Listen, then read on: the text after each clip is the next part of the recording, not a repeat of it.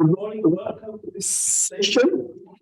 And this session is session number 43. The title is Leading Changes in Small-Scale Fisheries Governance, Lessons from Community-Led Transformative Social Innovations in the Indian Ocean region. This is a session in which we share some of the findings from a regional project funded by the Social Science and Research Council. The project titled Small-Scale Fisheries, Governance and Transformative Social Innovation in the Indian Ocean region. It is a project in which we have been studying how small-scale fisheries engage in changes in governance regimes at the root level. And therefore, we have cases in which we will draw lessons from cases in Tanzania, cases in South Africa, India, Thailand, and Madagascar. But for today, we'll be able to share lessons from the case of Tanzania, South Africa, India, and Bangladesh. Our two colleagues are not available today. And therefore, we are joined by two presenters who will be online. Nice to meet you, Santa from India, and then we also have Mohammed Islam from Bangladesh. And in this room will be Almas Mazili, who will also be the chair of this session, Julius Mungumi from Tanzania, and Moniba Isaac.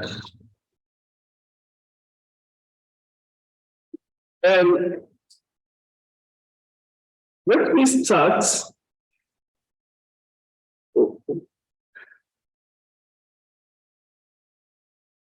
Let me start with a kind of background that led to this kind of research. We know that small-scale fisheries are vital in achieving quality lives and sustainable livelihood.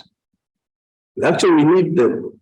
But we also know that we face many challenges and problems.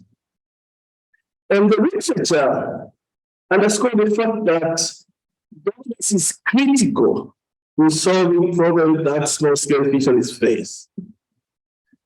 And it's like Ibasuto and others, we thought that a appropriate system of governing small-scale fisheries do three things. They facilitate the redress of the problem of exploitation. And in cases where there is exploitation, they also facilitate solving the problem of exploitation, but also the concept of resources and values within the coast community. One then is seeing that governance is really important. The solution to the problems that small-scale fisheries experience, but also evidence from the literature that show that the governance regimes expected to provide a solution to the problems of small-scale fisheries have themselves become problems that require agent redress. You have governance regimes that are themselves the problem. And the problem makes it that small-scale fisheries are not happy with them. And therefore, small-scale fisheries and other stakeholders who support the small-scale fisheries sector and the small-scale fisheries engage in constant effort to change unjust, unresponsive, and ineffective fisheries governance regimes in their communities and nations. And if we will hear some examples of stakeholders who are really supporting the initiative of the small-scale fisheries to address the challenges associated with their governance regimes. So we took our starting point was on Sustainable Development Goal number 14B, in which we see the emphasizing that we should support small-scale fishers and commit to access coastal resources and markets. So we thought that it is a governance regime, if we put in place and well functioning, will support members of the coast communities to access and use the marine coastal resources and markets for their development. And that means under this situation, you will find that you have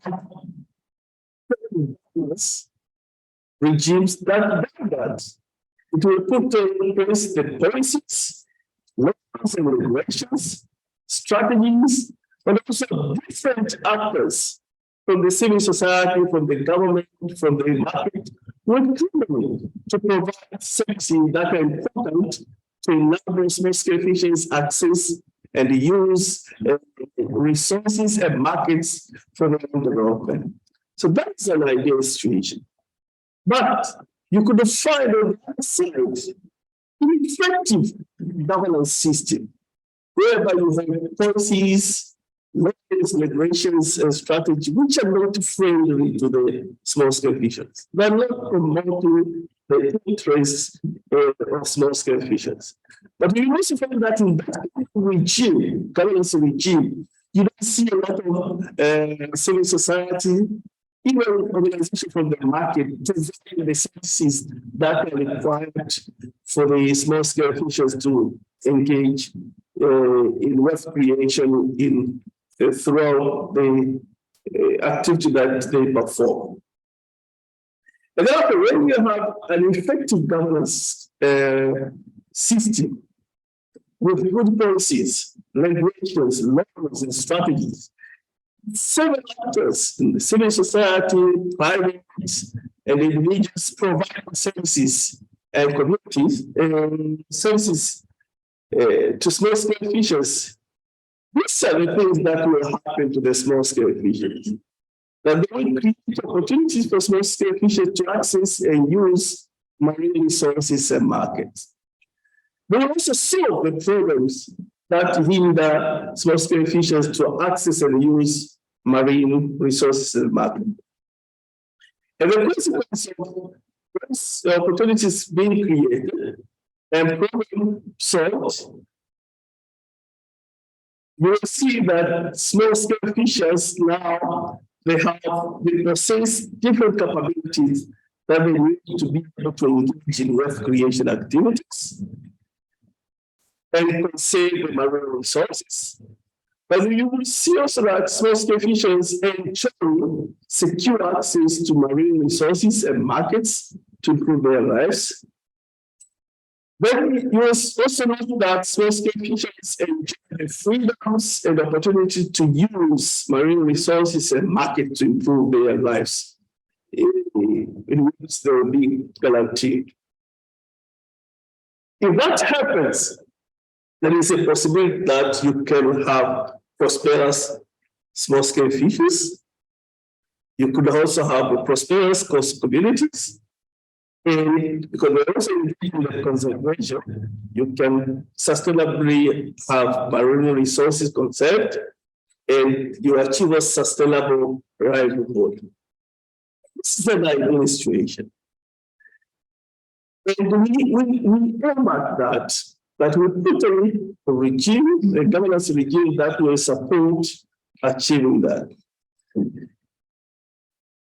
But when you have an effective governance system, then you know that there is ineffective ways of creating opportunity for small-scale fishers. You also see very little initiative in solving the problem that small-scale fishers. So they will continue being in the same problems should help them, because you don't have more people, organizations that are really interested in solving the problem that small-scale fishers experience. And because of that, you will see that small-scale fishers lack various capabilities that are important for them to engage in wealth creation. They lack a lot of opportunities. They don't engage in conserving marine resources. You also see that they experience insecure access to the resources and also to the markets. They also experience exclusions, deprivations of different opportunities that are important for them. And because of such situations, this is what happens. You have more and more poverty. People are becoming poor despite of the resource that they have. You have communities who are also poor, the coast communities. You know, in the history, people have been saying throughout that the poverty is like rhymes with the fishes. But also you see there is a decline of marine resources because people are not responsible in conserving the resources, and livelihood is not guaranteed and therefore sustainable. So when small-scale fisheries experience such a situation, we don't sit there and start complaining. We take action. And that's the title which I put there. They engage in changing the fisheries governance regimes in their village, could be also in their region, in their country. And when they do so, they engage in what we call governance transformation initiatives.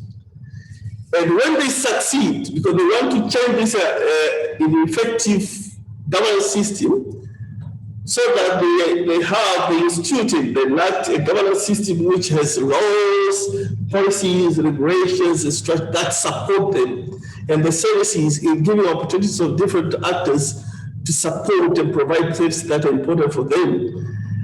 Then when they succeed to do so, those initiatives led by members of the community and other organizations supporting them, that is what we call transformative, successful transformative governance initiatives. So this is a theoretical part that is really guiding our research. And based on this, we have seen 12 cases of community-led initiatives which aimed at transforming fisheries governance regimes in the country that we have mentioned. And they succeeded in doing three things. One, in satisfying and fulfilling needs of small-scale fisheries communities. And this could be a need to conserve their resources. You know, sometimes people think that the small-scale fisheries are not interested in conserving this, but they are really interested. They are constrained. So they have succeeded that, or they want to access resources or the markets. So that could be a need that really succeeded. But also they succeeded in provoking changes in the governance of small-scale fisheries. You see certain changes happening, policies changing, structures changing, a lot of things are happening, and that's what you will see in our cases. But when they succeeded in fostering empowerment, you will note that small scales have become empowered, taking charge of their life and moving forward. And because of that, then that's what we call transformative social innovations. And we have now an opportunity to share with you the examples from Tanzania, Bangladesh, India, and South Africa. And now I invite my colleague, Julius Mungumi, to come and share the lessons we learned from an initiative in Songo Island in Tanzania, in which the communities supported by WWF Tanzania, and WWF are here. Where are you, WWF? They have really managed to transform the system of governance and they institute the system of governance that is really responsive to their needs, and there are a lot of things that have achieved because of that kind of initiative. We hope you will learn some lessons from there. So Julius, please sit here and you can go ahead and share. Thank you. Watch the board, and I just need to switch the presentation. Okay, thank you so much. Hello and good morning, everyone. My name is Jason from the University of Dar es Salaam, Tanzania. From the group that has been given by Almas, my colleague working in the site case of Tanzania, I'm going to share with you the case that we are working on in Songosongo. That is a people-centered governance in Songosongo octopus fisheries. The Songosongo archipelago island is found in Tanzania along the Indian Ocean, and it has a population of 6,000 plus inhabitants. It is a village and a ward in Kiwa district in Lindi region. And it is inhabited about over 90% of the household there depend on the marine resources for their livelihood. So the archipelago itself is composed of 21 colonies. Now, for the side of fisheries governance in this island, normally the trend or the system that has been taking place, it was fisheries governance by and for the government. So the government, through government personnel in the ministry and in the Department of Fisheries, as well as the local government authorities, they enforce the laws. And they were collecting revenues for the government expenditure at the expenses of small-scale fisheries in the communities. So they stipulated the meetings, so they formed regulations and objectives on how to manage the resources in the area without considering the interests of SSF and the SSF communities. So they were neglected. And most times we find that these laws and regulations were not successful, they were not working. So consequently, the fisheries governance and the government established what we call marine parks. And these marine parks, the areas where people are to access fishing activities in those areas, so collect marine resources from those designated areas. So as a result, it happened to people in social and economic senses to SSF and SSF communities, they ended up being marginalized communities in those areas. And so, due to non-development, it will happen to be fishing resources, and there was increased and sustainable fishing practices that were taking place in the area, including the blast and the dynamite fishing practices. And so, due to this increase, all this happened because of the non-involvement of the locals in the protection and conservation of the resources. So poverty increased because resources were not managed better. So the SSF and the SSF communities having no say and no care of the resources in the area, they become frustrated fishing communities. But in Songosongo, in 2008, WWF Tanzania, through Mr. Hamis, visited the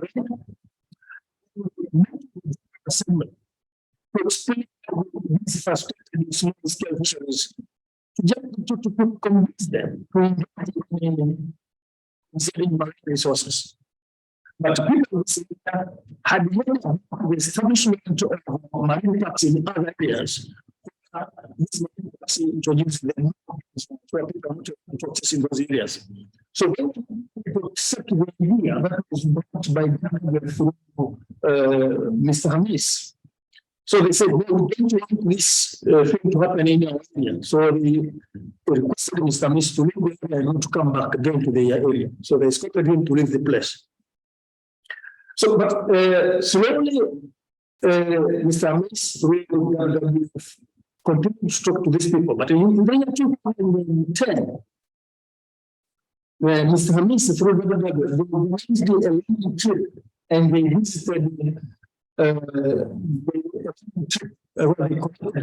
from the villages, and they went to Pemba in Mozambique, where they went for a learning trip to see the successful and beneficial communities that has developed areas.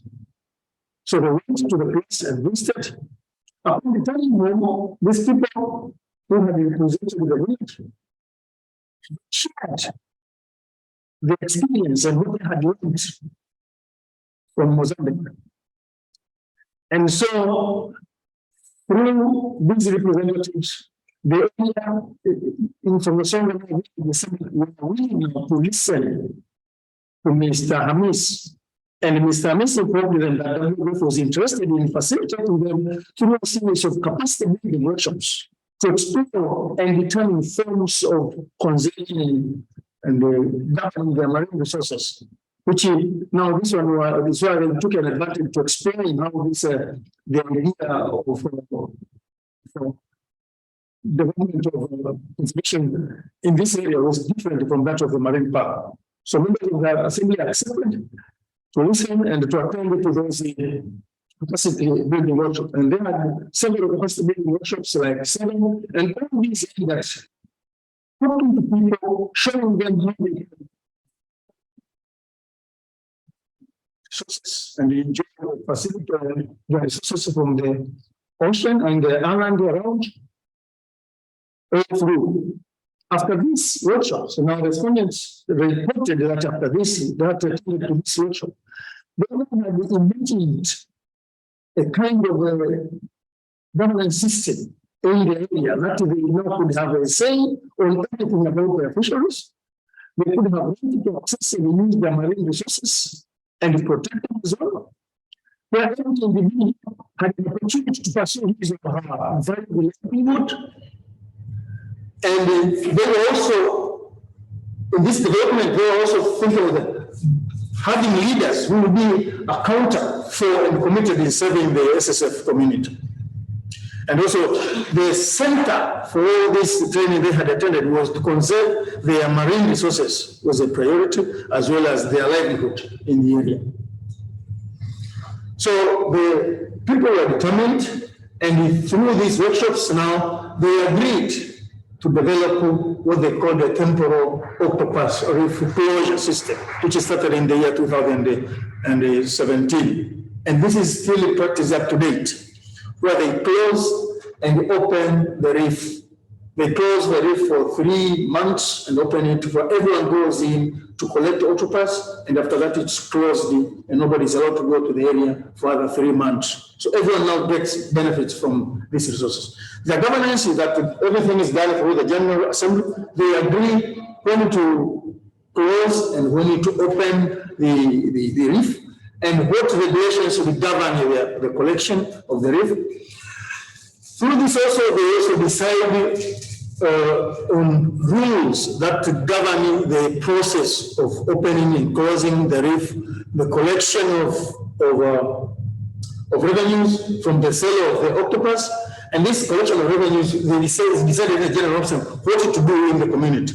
They have done a lot. They have improved the schools. They have been able to pay for children to go to higher level of education. They do all this through the General Assembly to agree what to be done with the money they collected from the reef. And in fact, the area has really developed through this. So this, you can see, this is what happened since the start of the closure of the reef to present. You can see all these cycles of the closure and opening of the reef. And you see the amount of octopus that have been collected in tons at different times. But if you see the cycle number 5, this was the time COVID was all over in the world, so they were not able to collect octopus because their market is outside the country. So see, there was a decline in collection. And even the length of the colonial closing was very long. So most of the octopus developed, matured, and left the area to other places, to the deep sea. So when they went for collection, they got very little. But the trend continues in recent, in 15 July 2022, they were able to collect 18 tons plus. So this is some of the pictures that I'm able to share with you about the successful self-governance octopus communities. The picture at the left is a boat, just one of the boats took a picture, which was part of it. So this from the collection point, and in this place that all go for collection, and this is part of the octopus collected in the area, and here is here they for the purpose of selling. So everyone who goes to the place and collect comes back and weighs the amount that he has collected and is sold at a agreed price. So also, these are examples of they agree who should go to the area to collect octopus. In fact, all the villages, the indigenous villages, and some people do normally come there to collect octopus when they know that it's the opening day. But they say whoever is going to be given a permit to go to the collection site must have been in the area for not less than 3 months and above. So whoever comes just for the collection purpose will not be given a permit to go to collect. However, a lot of people will sell their permits to other people who are those who are not interested in fishing will sell their permit and allow other people to go to the area. So they also decide whoever is coming to buy the octopus is also given a permit to buy, and we raise the price on how much we will sell per kilo to everyone. So this has been very successful in the community. The community has been very, very successful. Thank you very much for listening. And you will see with this kind of initiatives, a lot of issues have been solved in terms of access to, and the rights are protected, and the outcome, there is a feeling in the community that they're really in charge. And how did it happen? Some people listened to the small-scale fishers. They supported them to move forward to address the challenge that happened. And when you do so, things improve. And the small-scale fishers will become happy and support the movement. So now we want to go to the next presentation. And I will invite my colleague from India, Sudhil, also to share with us an example of the challenge that women fish traders were experiencing and how they went forward to address the governance system which was there, which was marginalizing and bringing all the challenges that they were facing, and what they put in place to ensure that they achieve what was really valued by these women fish traders. Sunil, you're welcome, sir. Thanks, Dr. Almas. I need sharing permission to share my screen. You should have it. And my video is also muted, I think. That's there. You can see you, and you should be able to share your screen. Okay, 1 second. So, good morning, good afternoon, all of you. Almas, shall I begin? Almas, can you hear me?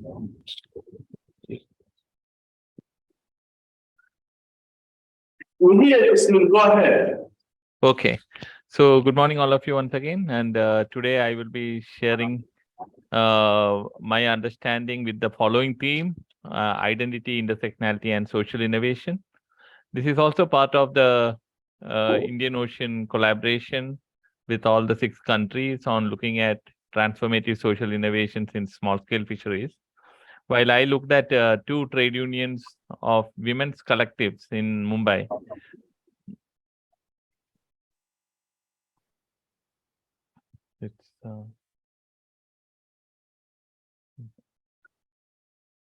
So the outline of today's presentation is as follows: a short introduction with the aim of the paper, and the themes that I will be discussing in brief are the political economy of market spaces, women's solidarity network, and social innovation, as well as the challenges faced in terms of intersectionality and everyday politics. So when it comes to the context of this particular paper, this research was done with the Koli fishing communities in Mumbai. The Koli communities are considered to be one of the ethnic indigenous fishing communities of Mumbai. They are considered to be the original inhabitants of this particular city before it was a city, and later during the colonial times and the post-colonial times, with urbanization and modernization, they became, they got positioned at the margins. So there's a long history of the struggle over land and water. At the same time, there is also a resurgence of their indigenous identities which they bring forward, and which is the context in which I look at these collectives as transformative social innovation. So it is estimated that around 5 lakh Koli people live in and around Mumbai city alone, and who are dependent on both the ocean and the land for their everyday livelihoods. Whenever it comes to the life story of Mumbai, if you want to tell the story of Mumbai, then we cannot disassociate the Koli community and the Koli Vadas or the fishing villages from the map of Mumbai city. Be it any kind of a development plan, be it in terms of expanding coastal corridors, a shipping corridor, or any other kind of a development you are talking about, or even replacing slums, what happens is that we need to then understand the context, everyday struggles of the Koli fishing community. And in this particularly, the Koli women play a very critical role, especially in the post-harvest the value chain, in the distribution of fish, both dried fish and fresh fish. So traditionally, and what continues even today to in many villages is that they have the practice of drying fish and then selling it in particular markets. And however, with the modernization and with lot of competition and with scarcity of fish and climate change as one or more addendum to that, what has happened is that fish drying has come down with many species not visible. The fish drying land is being used for real estate development, etc., etc.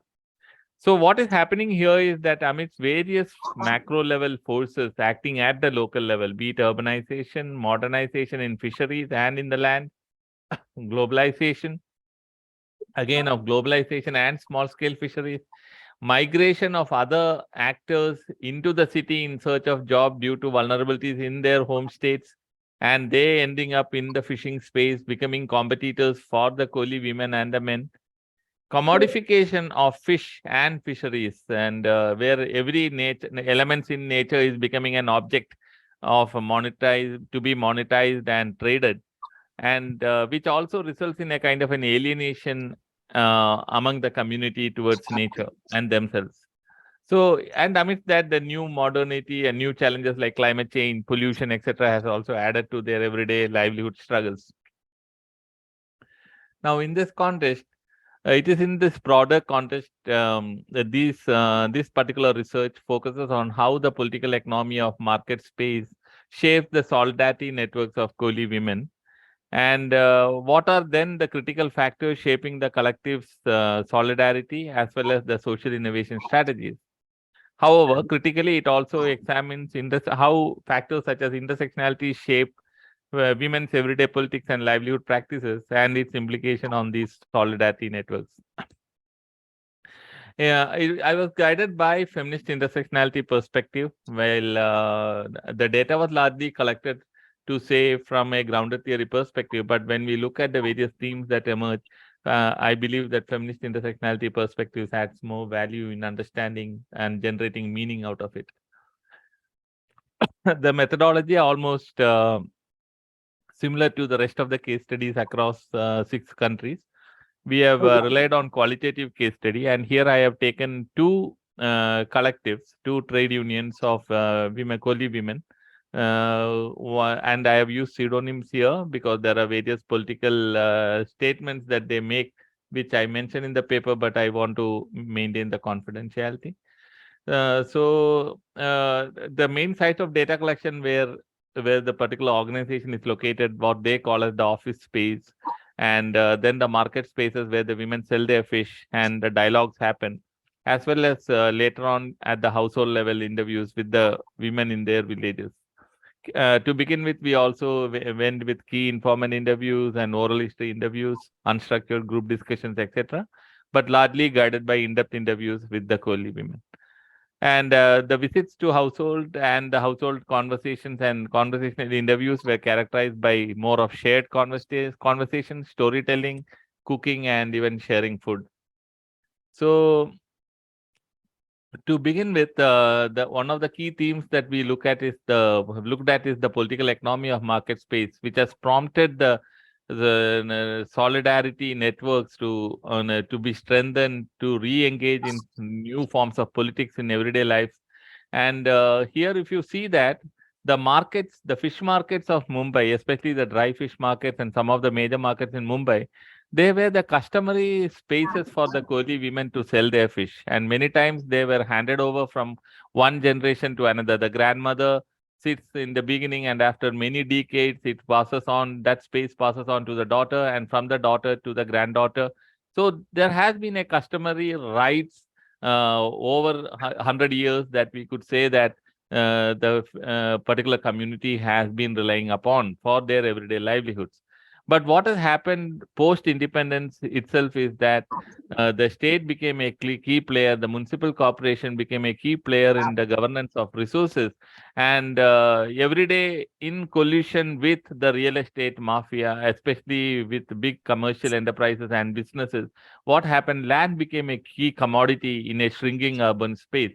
Shrinking in the sense there is no more land there, and an expanding urban space. So there, what happened? The value of land increased, and both the state actors as well as the private actors would like to snatch upon, encroach upon these market spaces to construct malls or flats or any other kind of infrastructure development, but dispossessing and displacing the Koli women and similar traders from those spaces. So this is the larger context in which the market is working today. So there is lack of access to resources, decision making, and power, largely shaped by political and economic ideologies.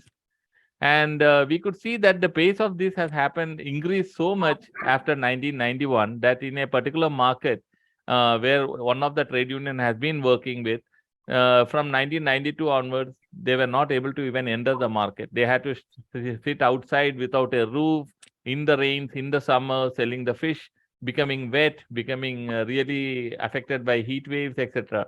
So this was the situation, and they organized together, claiming their rights back, coming together and saying that we need to collectivize ourselves. Nobody is going to come from outside to help us. We need to collectivize ourselves for our rights, for claiming what is ours. So Mumbai is our village. One of the statement is that Mumbai is our village. Kolivadas, the market and the sea. Kolivada is meant by the fishing village. The market and the sea should be saved. Everything is given by nature. However, some greedy humans are destroying and acquiring everything. And in another context, they say that we do not have the license, but we are fighting for it. Due to limited space in the private markets, we have to sit at the roadside for fish vending. There is a lot of traffic on this road, so anything can happen to us. However, we do not have choices. Similarly, toilet insecurity, lack of drinking water, lack of safety, and lack of livelihood security all has been impacting women's livelihoods every day. At the same time, there are fish workers associations and trade unions largely dominated by men from the community. But what happens is that their needs are different, their contexts are different. It might be fuel subsidies, it might be compensation in the context of damage to fishing equipment, etc., etc. Women's voices need to be specifically heard, and they had to come together. And it is in this context these two trade unions and the collectives came reorganized and came together. So the case study is based on these two collectives. Now here, when we look at women's solidarity networks, one of the crucial observation is that they rise from the everyday struggles of their everyday struggle, women's everyday struggles, be it in the private sphere or be it in the public sphere. Some of the common characteristics in both the trade unions, what I realized is that leadership is very important. Leadership is one of the key foundation and pillar for the rest of the members to remain together. So solidarity networks means engaging in the strengths-based perspective that is based also on the kind of leadership that is emerging in these organizations. Apart from that, one of the yet another key observation is the ethics of care, the feminist ethics of care perspective clearly emerges from their everyday practices and interactions. So what you see within families, what you see among neighbors, what do you see with the relationship between women, Koli women and rest of nature, Koli women and fish, Kohli women and the beaches, etc., and even the market spaces, there's a kind of a trust, reciprocity, sharedness, empathy, compassion, which all comes together to strengthen their solidarity. And it is this ethics of care that is very crucial that keeps these movements alive. And I believe that when we see the literature of fish workers movements across the globe, we could see that the ethics of care based on the everyday struggles of women are very crucial in any transformative movements like this. But the differences are also there. Now, it is not that all the movements or all the association work in the same pathway. For example, SMM, they base their whole practice based on indigenous identity, their culture. So their forms of organizing is through organizing, promoting festivals and rituals in such a way that they are able to assert their rights over the indigenous rights over their common spaces. And that is very important. So, for example, they also don't depend on corporates or others for fund or the political parties for fundraising. They will say a particular festival is coming, come on, let's procure the saris on the wholesale and sell it to each Kohli women. And the profit we get from that, so that sari is an ethnic wear that all women wear on that particular day. And again, they are reasserting their rights through ideas, images, and imaginaries. On the other hand, the SMD is an organization that is more systematic and managerial. They focus on legal awareness, promoting policy advocacy, as well as collaborating with other stakeholders like ICSF and social entrepreneurs, etc. So there are strategies are different. The pathways of social innovations are different. Now, coming to my last slide, one of the key challenges that these movements face, and when we look at it from the strength perspective and positives, yes, they are doing wonderful work.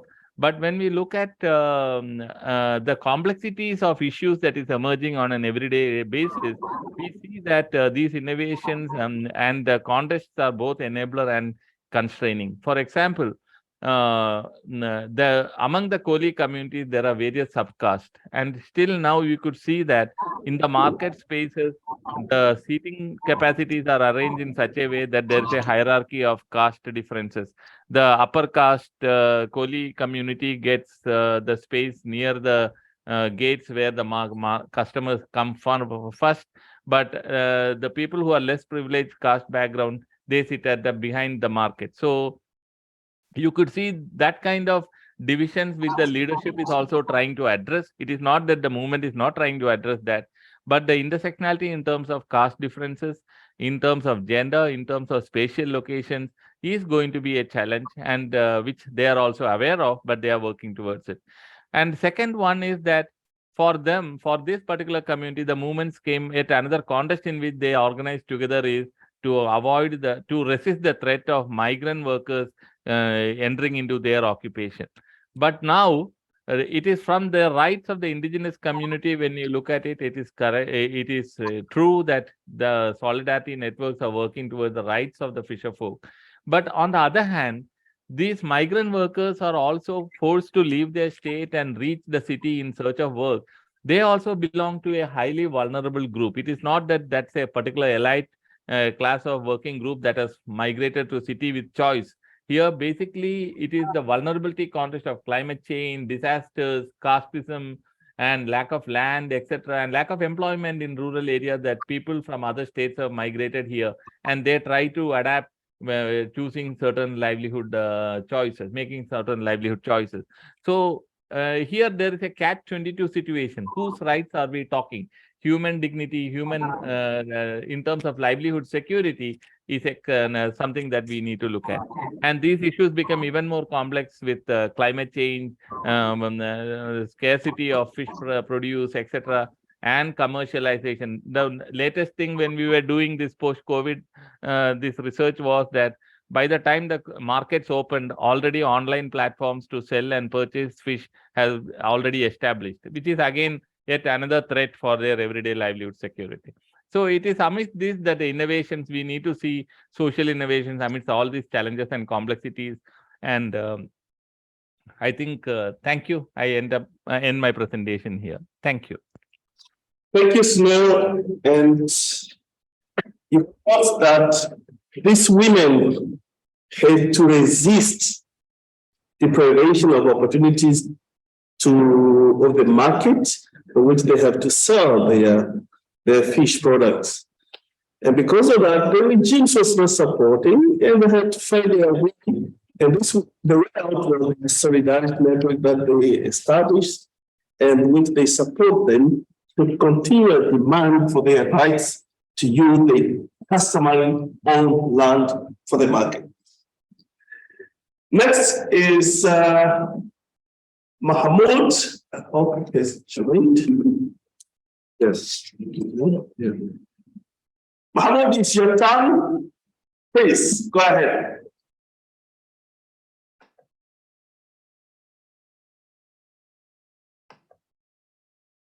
Mahmoud is from Bangladesh, so he's speaking from the case in Bangladesh. Your turn, Mahmoud. Thank you very much, Almas, for giving me the opportunity to present this finding of a case study. There are two case studies in Bangladesh. Now I'm here presenting on case study.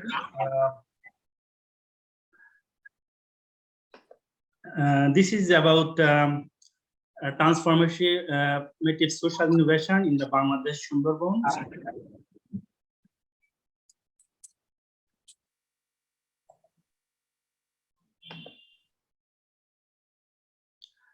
The Sundarban is the largest mangrove forest in the world, though this is about case study of fisheries, but the whole resource is managed under Department of Forest. And the contribution of this forest is huge. About 10 million people of the coastal regions are dependent directly or indirectly on this forest. They collect fish, different housing materials, fuel woods, and provide employment opportunity in other forestry factories. And the case study is focused on the peoples involved in fishing profession in the forest, and these fishing activities to carry out need financial, political, safety and security related capacity of the fishers, and the current fishery resource management policy of the forest department is designed in such a way that without gaining financial, political, safety and security related capacities, fishers cannot fish in the forest. The financial cost involved in fishing include the government fee for gaining boat license certificate, fishing pass, tax from catch, and investment of both construction, rental, and fishing yards and food. So for all fishers who are involved in fishing in the mangrove forest, their major concern is financial or economic aspect. So these are the driver that mainly push fishers to be involved in terms of this innovation. If we consider about the context of this innovation, this area is literally the most harsh environment in total Bangladesh. And the peoples are mostly landless people, and the poverty, both in terms of income and human development, is very much widespread. And also in the periphery of this forest, there are huge economic activities going on. Particularly, there is a thermal plant is building very close to the forest environment, and this area is also very much prone to natural disaster, particularly cyclone. And also during 1990s, there were some kind of the World Bank sponsored this kind of converting agricultural land into shrimp farming, and this create a huge impact on the marginal people, because before agriculture provide employment to so many people, now this commercial shrimp farming transferred the ownership of this land to like big investment from outsider, and the employment opportunity also very squeezed, like because shrimp farming require few manpower. And also the region is removed from economic hub or city area, so there are criminal gang is quite active in that area, but now this activity is reduced quite a lot, but still it's persists there. And overall, due to this harsh environment, people are always in need of money, because any disaster strike, they have to rebuild their livelihoods, everything from scratch. So it needs a huge amount of money. In the picture, we could see this coastal embankment, and on the right side, people settlement, which is far below the seawater level. On the right side, we could see this high water. So if anyhow this embankment's just broken, then the whole area just goes under flood water. And also, as this area is very much prone to disaster, so there are some kind of activities like relief activities, and also draw attraction from donor agencies. So there are huge activities of microcredit organizations, but these are not very much effective to provide benefits to the rural people. So people just get loan from one microcredit to pay the installment to another microcredit. So people are always in need of their own money. And also, and the forest department become increasingly conservationist. They sometimes, without consultation with people, they provide like certain area for no fishing and certain time of the year not to go to the forest. So this is very frequent and became very much nuisance, or people are very much unhappy with this kind of conservative initiatives, because they don't find any window of time to go into the forest, and the time is very much squeezing. So these social innovations, we know that arises when out of needs and necessity, and also crisis. People here are very much in need of cash amounts to sustain their livelihoods, and also they are very much prone to different crises like natural disasters or implementation of fishing ban from the management bodies. So there are several small types of innovation practice around the Sundarban. So we selected one case study, which is named as Central Kalinagar Village Development Cooperative Society. Initially, they started with 20 members. At present, they have 28 members, both male and female. These to become very much formal, they registered with the government social welfare office. So they are very much formal institution now. Each member pay monthly contribution to the association fund, and at the end of the year, the share of the profit of the association is shared to all members. The organization has a youth wing and also this women wing, and there is an advisory panel that includes local respected citizens. So they did quite a lot of activities. In addition to saving scheme, they provide loan to the members, provide training in partnership with different NGOs and government office. They protect and do mango plantation along these coastal embankments, which you saw just in the previous slide, so that it provides some kind of buttress or protection, better protection against rising tidal water. Young members do maintenance and protection of coastal embankment by making barrier. Different types of barrier, and around half of the members are women. They usually do yard meeting to make awareness about different social issues. They invite fisheries and forest officials in their different meetings, although sharing their ideas about different rules of fisheries conservation issues. Fishers also raise their voice about different government imposed rule, particularly ban season. However, government officials often say that they only implement government's rules, and it's really tough or even impossible for this local level official to make any policy level change. The association also, the members are now aware that only fishing is not sufficient for longer term, so they want to get different kinds of training, like technical education training. They select a group of young people from the community and send to government social welfare office for training of different training such as poultry, aquaculture, carpenter, plumbering, like this, so that they could have alternative occupation. organize various sports and entertainment to keep youth away from drug addiction. They think that idle brain is workshop for devils. So they think that youth should be involved in different healthy recreations, so that they are not involved, because drug addiction is quite a problem in this region. So they feel they should work for this sector also. The association want to replicate their model in nearby villages, so they form 10-member volunteer panels. So they will provide training to start and copy the model in the respective village.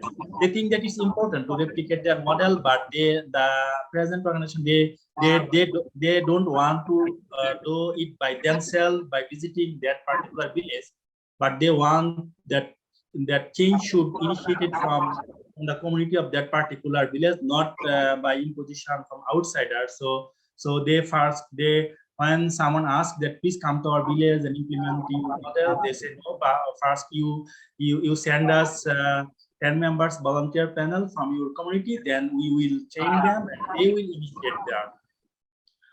To maintain transparency, the association maintains regular audit, which is done by Social Welfare Office of the government. The association do lobby to fisheries officers to provide fisheries identity card to actual fishers, so that they provide list to the fisheries officer.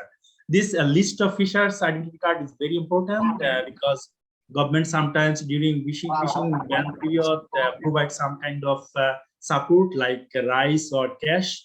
If they don't have any this identity card, they are not eligible. So they always make a consultation with fisheries officers, so actual fishers member of their community could get this card. They also wanted to include elders and women in different social activities who are usually excluded from such activities, like different entertainment activities, different competitions for elderly member of the community, and also for the women. Actively involved in pre-disaster preparedness and post-disaster recovery. This is very much like automatic, or always they have to be involved in this kind of activities, because disasters are very much frequent and they do it by themselves, mostly with support from the outside. So what now I would like to say something about like in their feelings and in their assessment, what were the positive outcomes of all those activities. They think that they were able to exercise limited power in decision making in rural society of Bangladesh. Like power structure is very much rigid with little scope for the people with low social capital could exercise, but they think that they could have break some or find some space in this rigid structure. For example, the association negotiated with local government to protect the settlement from rising tidal water. Then the authority allocates funds for coastal protection initiative and mangrove afforestation to the association. The association is financially independent, which is very much crucial, they feel, and the members actively avoid financial dependency on middlemen and microcredit organizations. And overall, the region suffered from cash-trapped economy and widespread poverty, and most of the people are indebted to microcredit. But microcredit has now negative image due to exorbitant interest rate. This is something like background. So people feel that after becoming member of this this association, they are getting some kind of freedom from this kind of economic indebtedness or economic unfreedom from those organizations and people. The association became popular among other non-member fishers also as a loan giver due to its flexible debt payment schedule. The association became a social enterprise that also started to provide benefit to wider society in the region. So this is not like everything is quite fine and nice, but they are also, I feel that they have some challenges also, and this social innovation would sustain when they would be able to manage effectively based on the rules they could accept and predict. And this association need to be scale up vigorous local institution capable of performing resource management. Now they are not much involved in terms of the resource. They depend very like the fishery resource within the forest. However, there are these several changes to continue functionality of those social innovations. There might be conflict of interest among the members. Not all of the members are very much abiding to the rules. There are some risk of conflict of interest.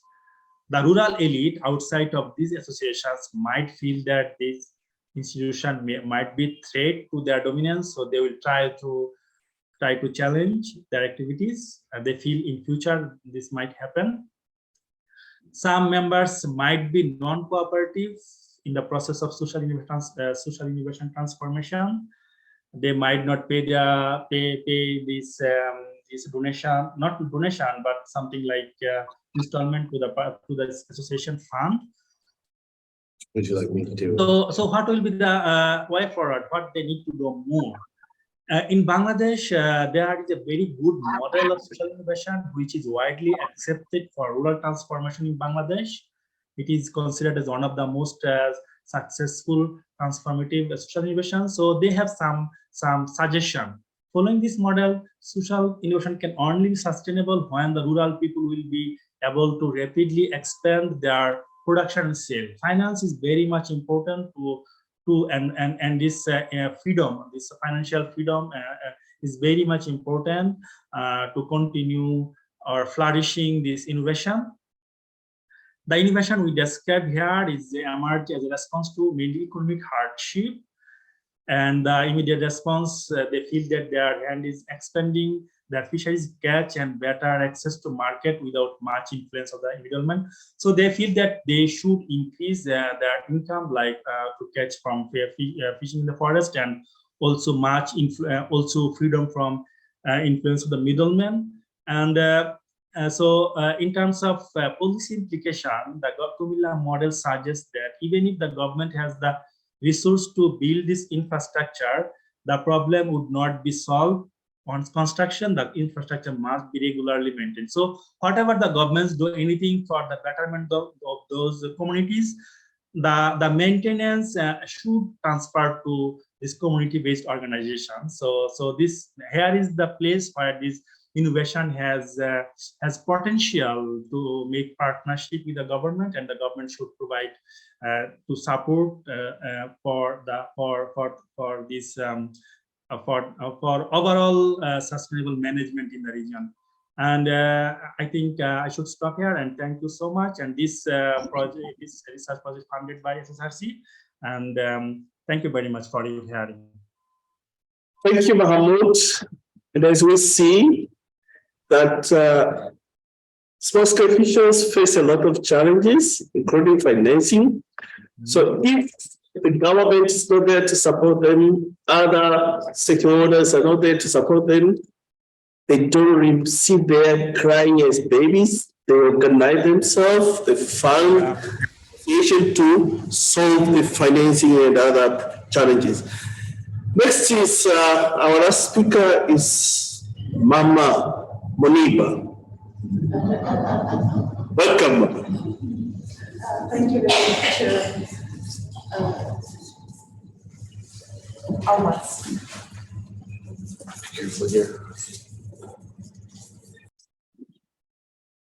Thank you very much, and also hi to my colleagues online. So my presentation is, sometimes these things cover your. Do you want me to move it for you? It would be great, thanks. So we're looking at my colleague Johanna and I. We looked at activist litigation as a form of to transform governance for fisheries in South Africa. Okay. One tap on the trackpad. Tap. Presumably. So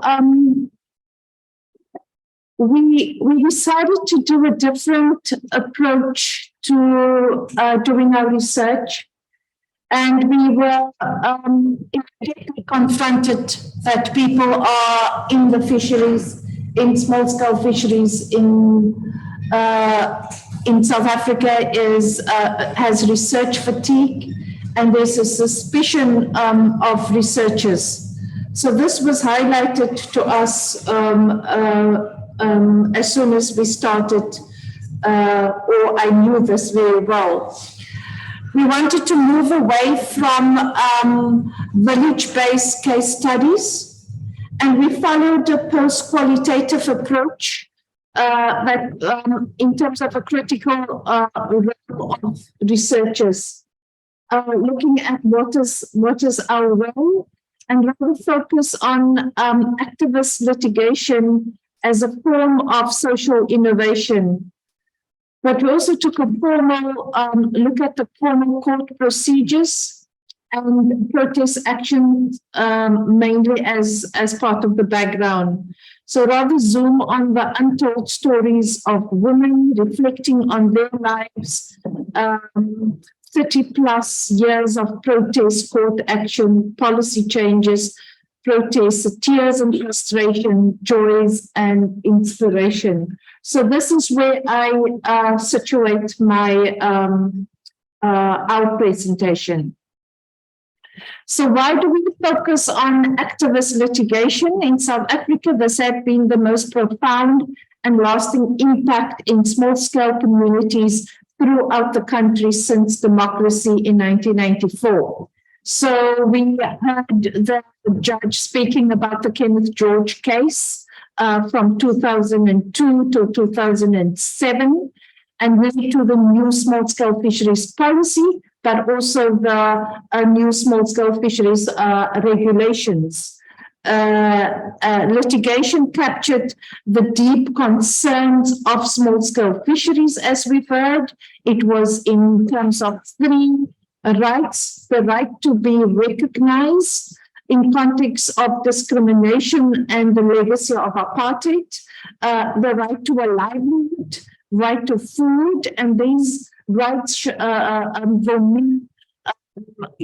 powerfully presented the other day. Litigation shifted also from access to fishing rights to aspects of the blue economy. Power generation on floating gas generators in terms of the car power ship, and also seismic exploration in terms of gas and oil. So why are we focusing on women? We found that women are a most marginalized group within already marginalized small-scale communities. Carried with them are layers and layers of hardship, resistance, protest, resilience, becoming change makers within communities. First, to register whether social innovation has really happened, roles as mothers of fishing families, roles as caretakers of communities, roles as activists, roles as businesswomen and entrepreneurs. Bearing in mind the shifts and tension, protests moved from an anti-apartheid to anti-privatization, resource grabbing, commodification of fish, and marketization of fish. Struggles and litigation for access of fishing rights and markets. The sea as the center of life, identity, well-being versus the sea as a force of death and a source of hardship. Fishing rights as access to food and livelihoods versus fishing rights as a new form or mechanism of discrimination and exclusion. Fish as a source of income versus fishing becoming too expensive to make a living. Litigation as a key to transform versus litigation as a new form of transformation. Constitutional rights to 1994 versus continued stigmatization of fishers. So these are the shifts that we bear in mind when talking about this. So the tools, what are the tools of democracy that we brought since 1994? So it's the equality before the law, and Judge Nathan Erasmus explained that very well the other day, together with Bill Moon. The new Constitution of 1996, the Bill of Rights, transformation of legislation. And what the judge is also saying is that in South Africa, we're not using enough. The Equality Court is not used for the cases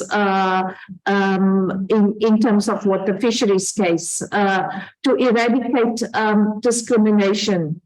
We have a Human Rights Commission, access to legal processes, Commission for Conciliation, Mediation and Arbitration, support from legal aid, public litigation organizations. So these are all tools that were brought by democracy. There were also these first waves of protest, and the tools that were partly part of the first wave of protests with the small-scale fisheries policy and the drafting of the small-scale fisheries policy, the many workshops that were had in terms of small-scale fisheries policy and how it was developed, whether it is under an umbrella or under a tree. There were many, many workshops. These policies led into international legislation, but the tools of activism has always been about getting notice via protest. The other is also to organize at scale, organize at local level, organize at national level, and organize at international level. The third tool of activism in terms of the fishers cases, also they wanted a seat at the negotiation table to be part of the process of drafting the new small-scale fisheries policy, of drafting the process. I must say these tools of activism has changed within the blue economy, that it is cherry picking who they want to sit around the table, and it's not necessarily that those with the critical voices are part of sitting around the negotiation tables, and especially in the space of multi-stakeholder platforms where key decisions are being made. So fishing rights and regulations in 1990s and the early 2000s were the Marine Living Resources Act, and we've heard that referred to many times. Conservation of marine ecosystems, long-term sustainable utilization of marine resources, orderly access to exploitation, utilization, and protection of marine living resources. So we see a lot of protection of the marine living resources, the economic exploitation, and not necessarily at the time a big focus on small-scale fishers. Small-scale fishers were termed as subsistence fishers. Local fishing, you have it as commercial and foreign fishing. And I must say in the Western Cape province, the issue of commercial fishing and small-scale fishing has been quite a bit of a debate for the last 30 years. Where do the commercial fishers actually fit in? Subsistence fishing, recreational fishing, and when it came to defining small-scale fishing, only in terms of the Marine Living Resources Act was only amended in 2014. So that was almost 10 years after democracy. 10 years after the democracy, small-scale fisheries was finally legislated and recognized. But there were major concerns. The voice of small-scale fishers not really recognized in the Act. So the Kenneth George and others case and the out-of-court settlement, I must acknowledge that a lot of the Kenneth George case was part of the Artisanal Fisher Association. Andy Johnson went around to many meetings and got the members of the Legal Resources Center together to kind of challenge this particular case. Andy Johnson with the Artisanal Fisher Association. This was mainly urban, metropole, Cape Town region. fisher struggles for equity. They were also known as informal, illegal, and poachers, and at times very proud to have that name attached to them. Mainly fishermen in this commercial line fishers use the Kazat Langana system, West Coast rock lobster, krief, abalone, linefish species. And this space, Charmaine Daniels, who you will see later, give a presentation in the gender equity, were male-dominated. The issues were male-dominated and very few women, and women took the background when these very patriarchal male systems were organizing this, and the women were in the background. So they would go to parliament, mass marches, locking up fisheries officials, hunger strikes. They had a whole toolbox of what they used then.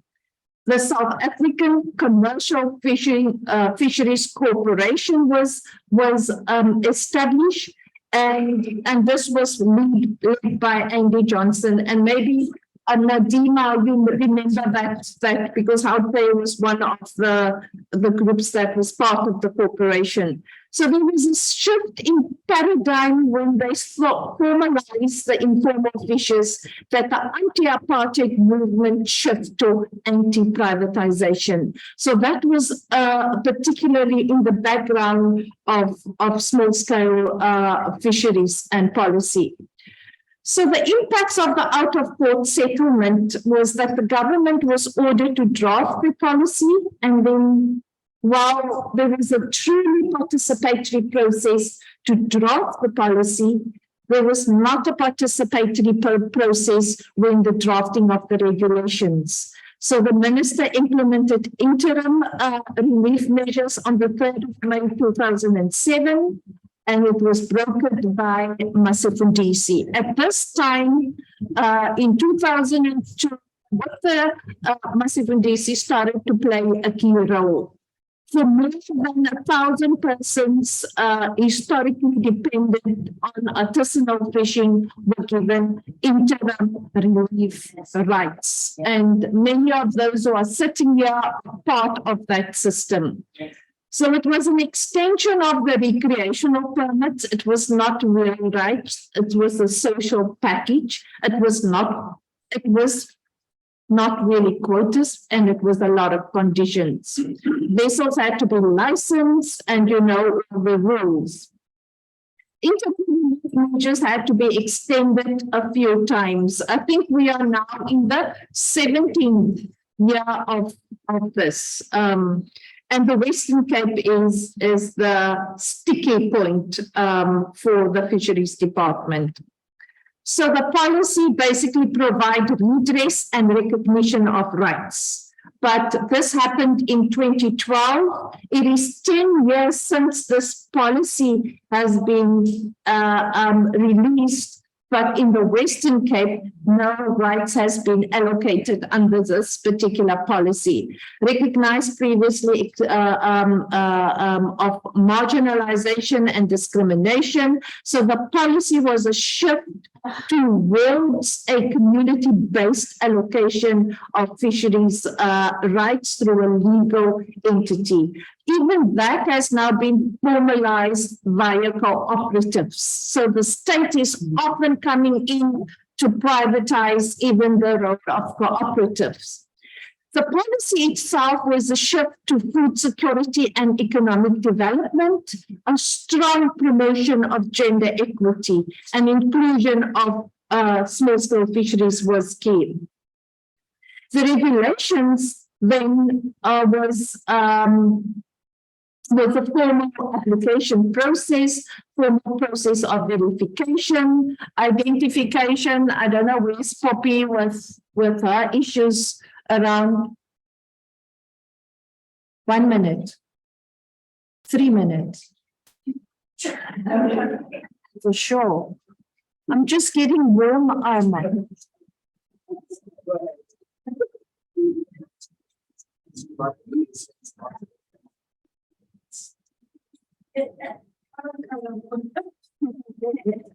Okay. Okay, so these are the regulations I'm getting here, and this is the most important part. What are the experience of women 2022? Women of the sea, of fish, of the newfound freedom in the democracy and the interim measures. The interim measures basically gave women a lot of freedom. Okay? The identity as fisher women in context of fisher family, their community, the activism women played after that policy was in place was significant transformation and fisheries regulations and government. So women and the sea, they find a place of joy, freedom, and self-realization. A place they know intimately with the wind, the weather, the tide, the sound, the feeling. Ask Carmelita how she speaks about that. A source of life, a source of death. A force to respect, a place where our loved ones have died. A place where our loved ones have been buried and never found. And remember, the judge spoke about Table Bay of how many bodies are not buried in this bay. The sea is as much more than merely a resource for women. Women see fishing as a birthright. Fish is life, fish is food, fish is nourishment for family.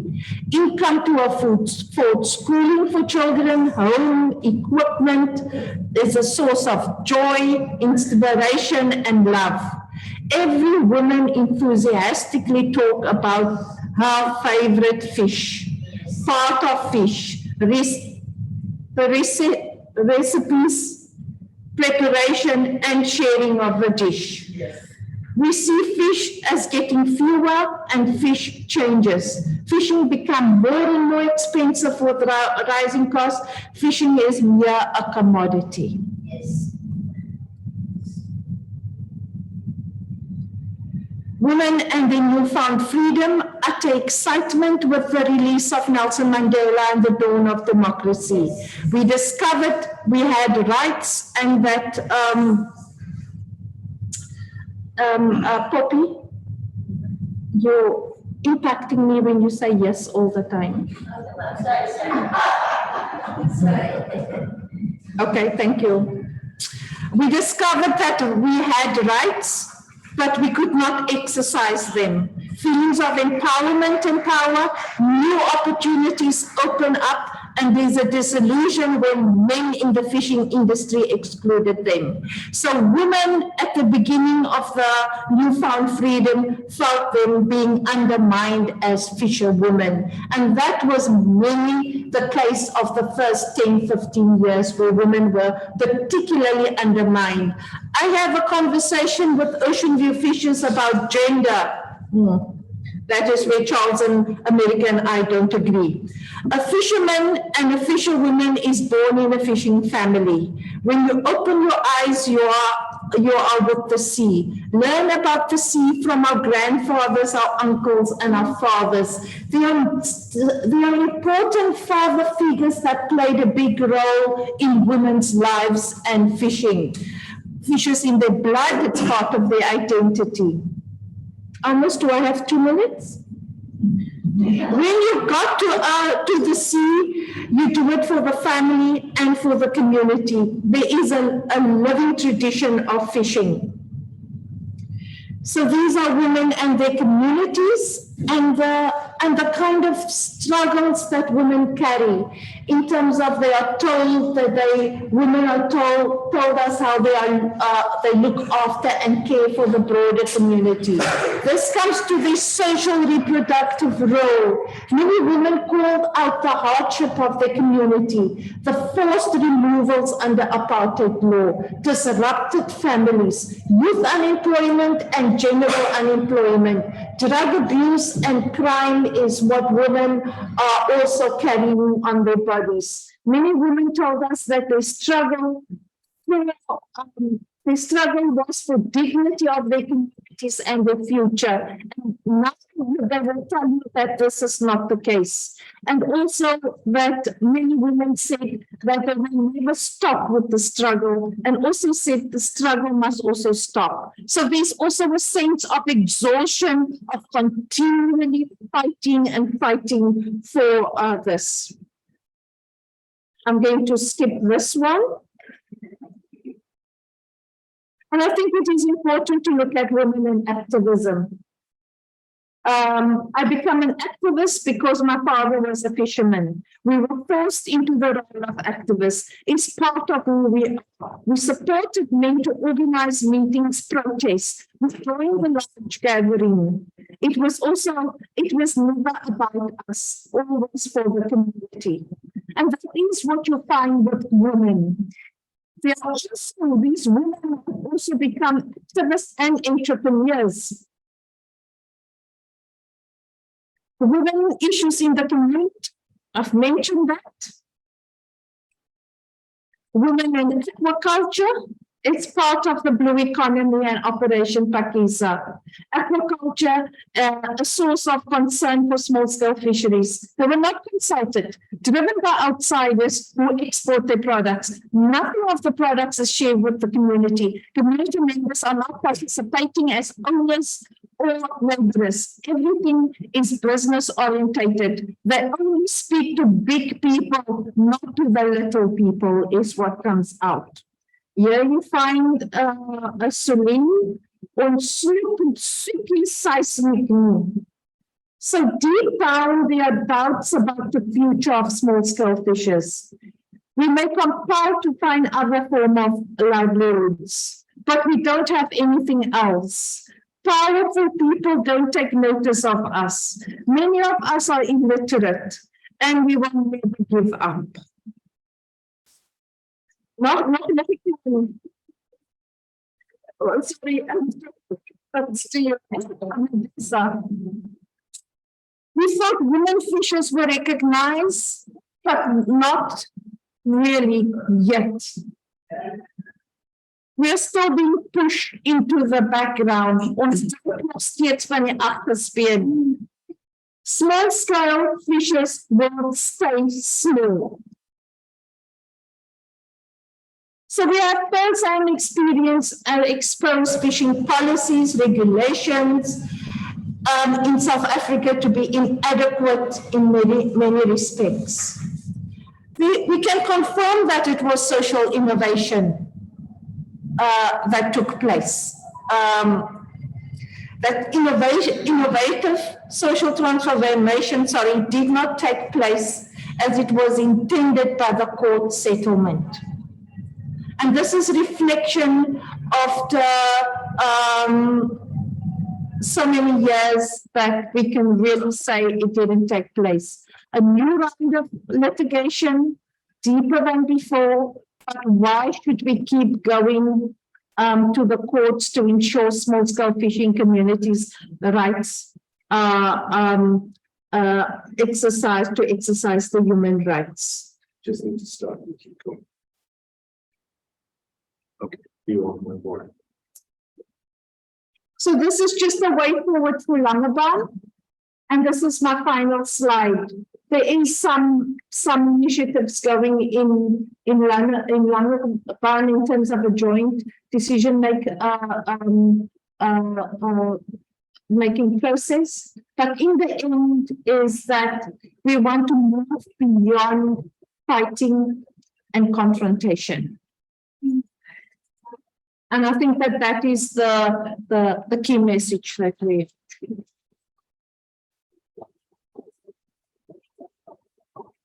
want to move beyond fighting and